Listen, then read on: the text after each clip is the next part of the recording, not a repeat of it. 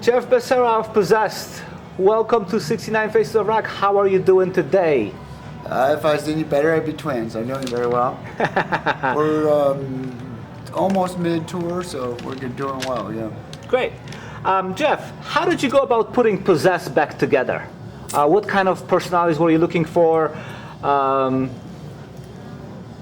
who are the Possessed members now? Quite frankly, I had tryouts. Mm-hmm. So we had a lot of people trying out, and the tryouts didn't work. Like a lot of people were like, "Oh, well, I know the rhythm dies of horror, but I don't solo," or "I just want to meet you," or whatever. So then I put out like a mass email to everybody I know, and I know a lot of people. I was like, "Who's the best fucking guitarist that you know, right? That would fit Possessed?" And then we got Claudius Kramer, like over 20 responses, like in a week. So I was like, oh, I think I remember this guy. Like, he's back in the old days. Then when he came in, he just fucking nailed the. He had audition tape, and then he just nailed the practice. And Dan was pretty much the same thing. So a lot of people would bow out because they can't take touring. You know, touring is not light work. Touring is heavy. You know, so you either love it or you hate it. So a lot of people is pussies. You know? So who are these new guys besides Claudius? New guys. Yeah. I mean, I've been here. Well, they're not new, but this incarnation of the band. Yeah, I mean, we're like the old Possessed was together a few years. We've been together since late 2006. So I wanted to make sure that these guys were not just like emulating Possessed or copying my tunes. They had to really understand and grasp. And these guys are sharp as nails.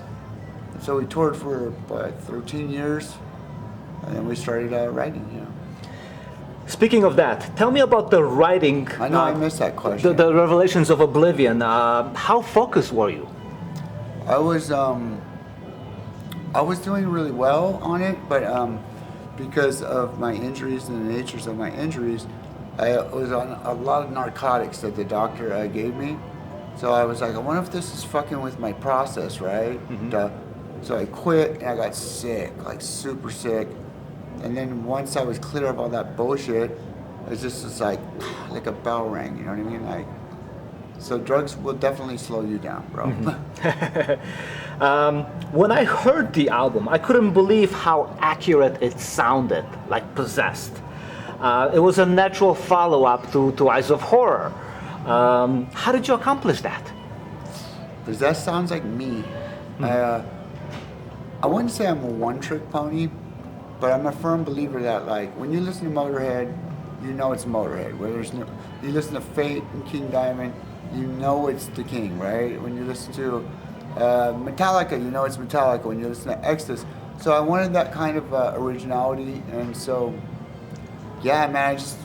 What I always say is, if you have the ability to reach into your soul and put a piece of you on wax, then you can be original, and that's exactly what I do. I'm a method guy, and I get really weird, and I sit in my room and write music. Yeah. Instrumentally, were you guys paying attention to every little detail there was? Of course, yeah, of course. This album was really important to me, super important. I don't want to shit on the legacy, and I wanted, because the way the nature of the beast is that you can make the best album in the fucking world, and you can be the best band in the world, but people only remember you for your last work, right? So you can go from, the thing is to make it better every time, right? Or at least more exciting, or exciting in a different way, you know what I mean? Mm-hmm. But with Rue, I had to stay inside the box, right? Like, I knew I just couldn't come out with all my fantastic ideas and lay it on wax, because people would be like, that doesn't sound like Possessed, right? Mm-hmm. So we stayed in our own lanes. But this next album, it's clear I just don't give a fuck. I'm just gonna write whatever I want. So this is kind of what I do anyway. But how instrumental was Peter Tatrin, your producer, in the sound of the record?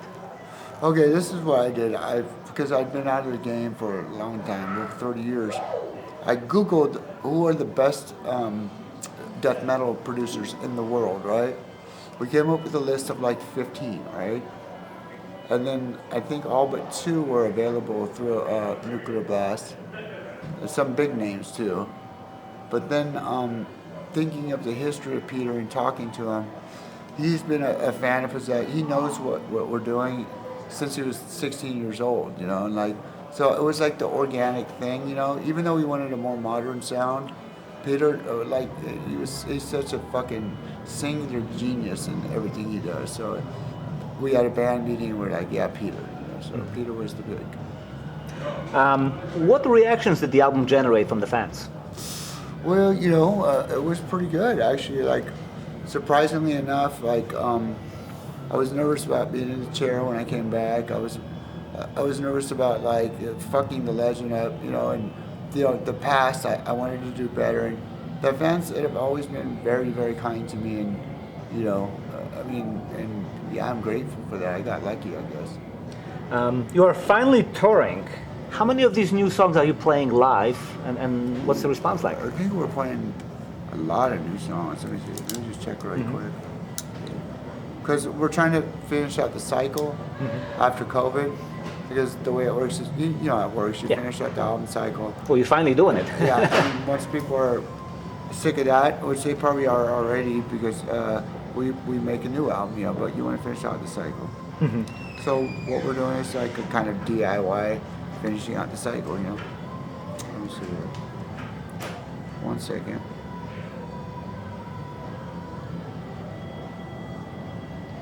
So there we are. No, 1, 2, 3, 4, 5, 6, 7 new songs. That's excellent. I actually knew that, but I didn't want to mess it up. Yeah. Tell me about your mindset and determination to be able to pull this off in the shape you're in. Well, you know, you have to be in a good place to create art. Like if you're stranded in the desert, like I have been much of my life, you're thinking water. You're not thinking about writing poetry, right? So you have to get comfortable enough to. But it seems like Possessed has never been a comfortable band. It's always been like 90% perspiration and 10%, when the clouds. I wish the clouds would part and give it to you, but it's just hard work, you know. I truly believe you should suffer for your craft, and maybe I'm old school that way. So, what is still a challenge for you? What's a challenge for me?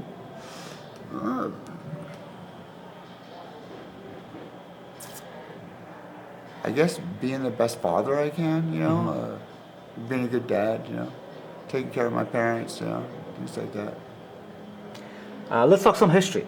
When Possessed first came out, you didn't sound like anyone else. What shaped your style back then?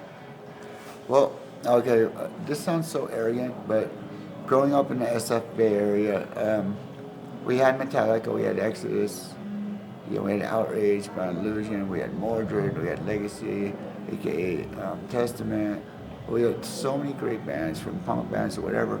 But back then, if you tried to emulate somebody else, it was not a compliment. Like, you're just a fucking poser, right? So you had to come up with a new spin, a new idea. And since we were so damn young, you know, like Larry was 15, I was 16, our deal was just to go as fast and heavy and satanic, and to call it, and say like, and it was uniquely different. It was obvious, it was completely different. So we titled it death metal, and then naively we thought that we'd be the only death metal band in the world. That we thought that when people say Possessed, that's that death metal band, right? But thank goodness it didn't work out that way. So. What about your vocal style? How did you invent that style of singing? But I actually bullshit my way into the Cactus Corner. I played bass and I got kicked out of the last band. And so when they asked me if I sang, I was like, sure, yeah. But I'd sing backups or whatever. But I figured it would give me worth and value so that I couldn't get kicked out as easily again. And so I just basically tried to make it fit the music. And what is it about your voice? You don't growl. I mean, you have just this dark nature of your vocal cord. Yeah, I mean, I read a lot of I read a lot. When I was a child, I read the Bible and Edgar Allan Poe and Stephen King and H.P. Lovecraft, and even Kafka or Tolstoy, or things that like are. I want it to mean something to everybody, right? So I just just play what I feel. Like I fucking don't like Christians, so sorry. Seven Churches is now 38 years old. How do you feel about this album now?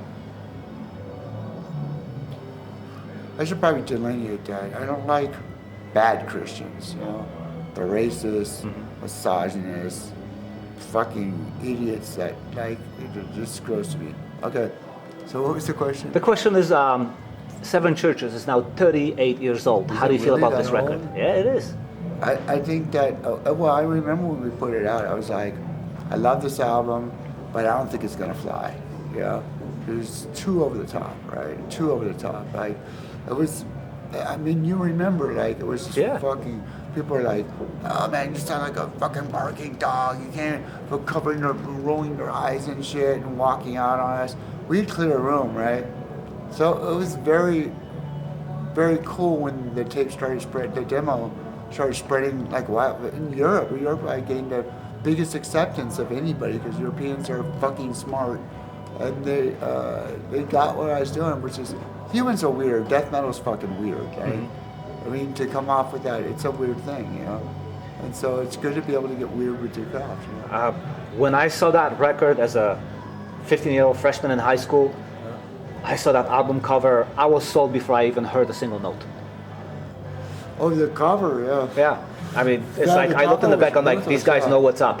I'm walking away with that, and once I played it, that was also intentional. You know? Like we could do like something fancy, or it could just be like mysterious and dark, you know. And, any fun stories from behind the scenes when you were recording Seven Churches? the 7 chickens. So we did on Chicken Ranch, of course, right? So we fire up the amps, and there was the thousands of chickens in the yard.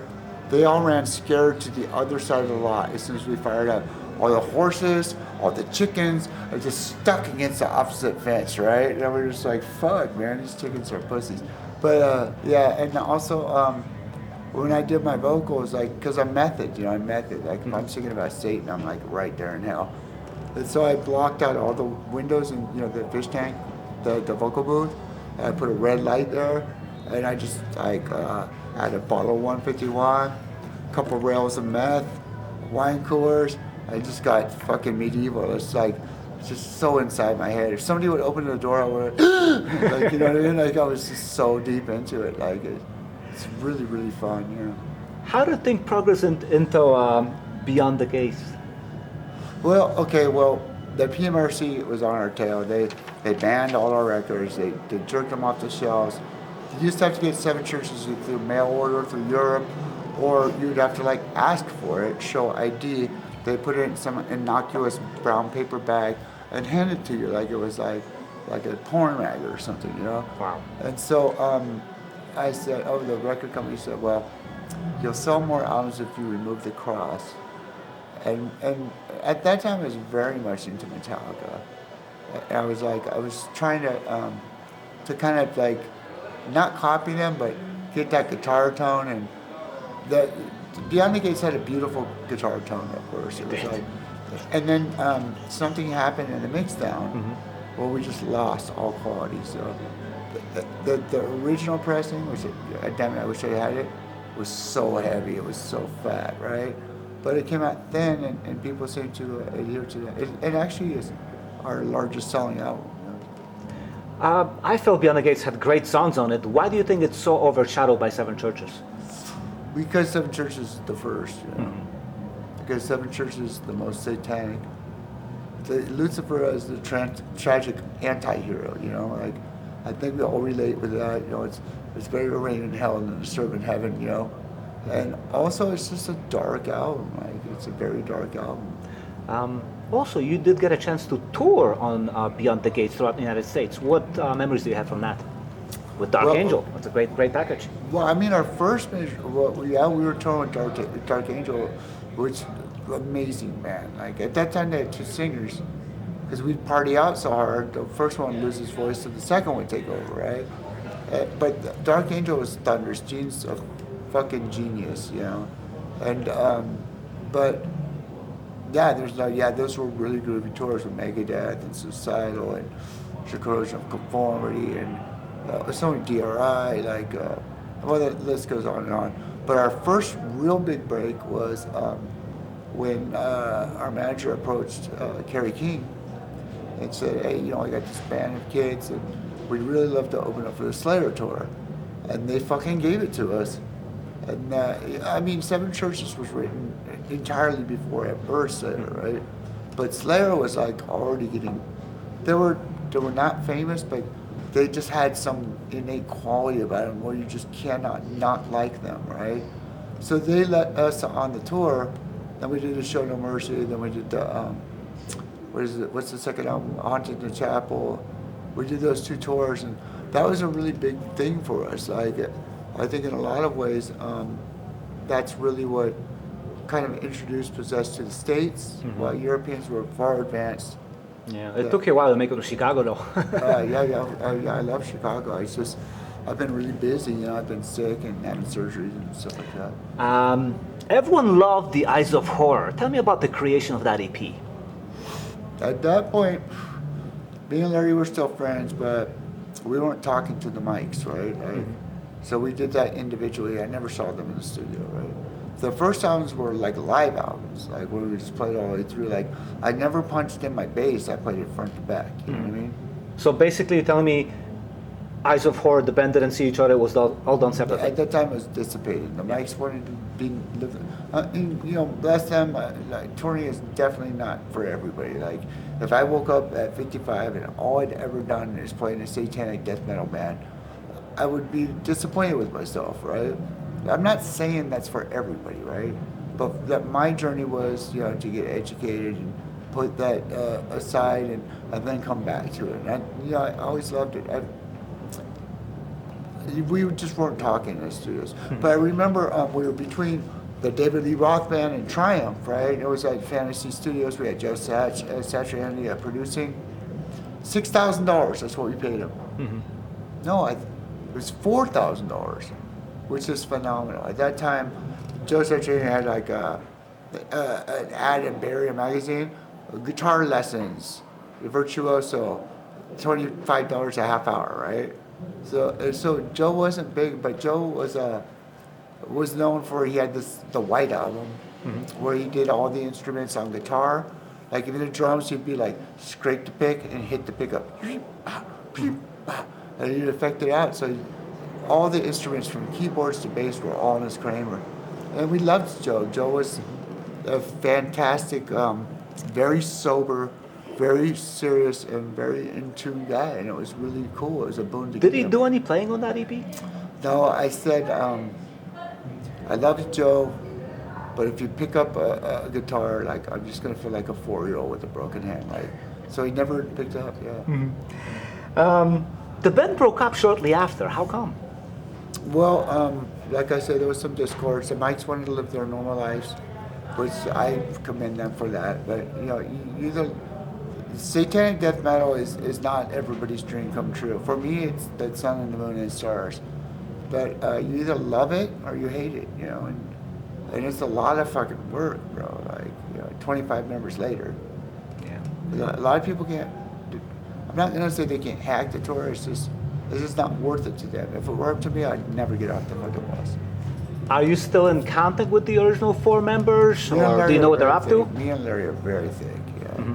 But like I said, the Mikes, that was a lifetime ago. We've all moved our. No shade on them at all. I love them, and they were my brothers. But when they say, I've had enough, I want it, then you just give them their life. You don't want to keep. It'd be like if you said, I want to go to school, and then you had my dumb ass going, don't go to college, or So you respect every man's decision. Got it. So over the years, there was a lot of debate regarding who invented death metal. They point to you, they point to Chuck Schuldiner. What is your take on all of those arguments? Well, I know what I did. I was carte blanche the first death metal band. I don't say I've been doing death metal. I say I was the first. That's all I'm claiming is what's mine, right? But I do have that E3 copyright. And so that's why there's that 83 continuum, right? Because nobody's gonna come up to my face and say you didn't do that, because we were all there, like it was intentional, and it was revolutionary, and it's so risky to talk about this because me and Chuck are friends, and me and Sadis are friends, but we were very much the first, and like I said, it wasn't appreciated a lot at first, but we were definitely the first. So. And I did know Chuck quite well, and Chuck even was cool. whether it was an interview or we were just talking, he's always mentioned Possess as a major influence. Oh yeah, Chuck loved me, and I loved him too. Yeah, there's I mean, He moved from Florida into the Possessed house. Before Scream Bloody Gore. He moved, really? Yeah, he moved into the. What memories do you have of that? Oh, I'm not sure I should talk about this, but I will anyway. At that time, I was outlaw, slinging dope, and cocaine, or not cocaine, but methamphetamine. And so Crystal Mahoney, which was the fan club president's house, she packaged up and Xerox and Ditto and put out the demos and the posters. So I'd go there to cop dope, and we just had mounds of meth. And so Chuck I always thought he was younger than me. He's like, we had corresponded through snail mail regular, and he just really loved what we were doing. And to be quite frank, at first I just thought he was a fan, But then while I was there, he was sitting on the couch with his PC Rich not plugged in. He said, "Jeff, check out this riff, right?" Like, yeah, whatever. Check out this riff, right? Check out this riff, right? He's like the riff lord, you know what I mean? Then pretty soon you're like, what? And he was just phenomenal, right? He just had so many ideas, right? And so I did a big fat CS in methamphetamine for his initials and a JB for me, and it was a ridiculous amount of crank, right? Good crank. And I was like, "Hey Chuck, do you want some of this?" And he was like, just sucked it down. I was like, "Fuck, now I gotta do mine." And I was sitting there like, my gills were flapping, and Chuck was like, "Check out this riff, right?" It was like this epiphany. And I said, "Man, you're not tripping?" He's like, "I took 8 hits of acid before this." I was like, "Fuck, bro, you're that good on that many drugs?" I would literally be in the corner sucking my thumb, right? So Chuck was a real motherfucker, and he was good. And then so when the precursors of the Scream Bloody Gore came, he's like, "Jeff, check it out. Listen, I sound just like you, right?" And he was proud of that. And he was like, "Is that okay?" And I was like, "Of course, I'm 16 years old. This is the first real artist that acknowledged what I was doing and actually got it, the magazines didn't like me because they didn't like death metal because, how magazines work. The label pushes, and then they make their bands famous, right? So if you just come out of the woodworks and be like, here's a whole new thing that you can't capitalize, they will call you black and thrash or whatever, right? So it just became a thing, like stomping on, Possessed, and I don't understand why. Usually if you give somebody a gift, they just say thank you, you know what I mean? So, I could never understand that either. I mean, I remember making a Possessed poster in my print shop class in high school. Sitting there and then cutting out the flames out of the letters on with the it's scalper. a hard logo too. Yeah. Really, it's super hard. I can't draw it. Are there any new songs being written? Yeah, I mean I have a couple here, but we have 5. But I'm revamping them because the first one I wrote is 10 minutes long, and I know that that's just too long, so I wish I could do it, but people these days have a shorter attention span. They don't want a double album, they want to get it over with and like it, right? So I don't want to make it like a rite of passage. I want to make it like I want it to be nice to listen to, at the same time, complicated and good, and I want it to be better than that. I'm still looking for my Led Zeppelin 4. I'm looking for my Black Sabbath. I'm looking for that album that's like 10 times better than Church's, So then when I die, people will say, look, That's what he did. this motherfucker made it. Because wax is immortal, right? You can't rush it. No, you can't. Jeff, there are some unusual Possessed releases. Can you maybe show this to the camera and tell me what that is? Let me put my glasses on. Yep, that's right. I think this is Agonia, right? Or Yeah. If you want to hold it up so the camera can capture this. Is this Agonia? Yeah, there's some demos in there. It's the death metal demos. And so we thought we'd put it out remastered and revamped. A lot of fake demos going around there. By the way, the original Possessed demo did not have a cover. Mm-hmm. It was we ran it off on 78 of them. It was on a silver or gold Ampex, and we just wrote death metal on the front. So, but this is a really nice, and they got the cool artwork on the back, and so I really like this. I think this is a good album. Huh? It's fun. All right. It's a collector's thing. Another collector's item. Yes, this is from Red Rum Records. It was my first venture back with Sadistic Intent. Mm-hmm. And right when I came back, like around 2007, we recorded The Exorcist. And then we just kind of went from there and made a cool little thing. Getting enough money in order to get the band back on the road, you know. That makes sense. A lot of people don't understand that it takes money to get band. It does. Yeah. And finally, the live recording of the archival Possessed. I think I was doing this one when I was still hurt, you know, from being shot. I needed some cash, and I thought it would be a cool little release, you know. So I think I made like $5,000 from this. So for a homeless person, that was good, you know. But I also love it, you know. I love it. It's a very good live, collector's only. It's not like something that you buy if you want something recorded. It's a live bootleg show. That's some of the fucker bootlegged on a Walkman, you know, but it's still really cool, I think. Yeah. Finally, when you look back at all the things you did and accomplished, what comes to mind? What comes to mind is I always feel like I'm just starting out. I feel like every time I start out, like the hand of God or whatever pulls me backwards, right? So in my world, I'm still trying to make good on my mission, you know, so like I always feel like it's brand new, and to me that's a boon. That's a good thing, because every day feels like, you know, the first day of the rest of your life, and I just want to put out some great music that people can enjoy, not a rite of passage to get through, and you know, just put out some good shit, you know. Thank you. Thank you, sir. This is Jeff Becerra for Possessed. Signing off. Horns up and crosses down.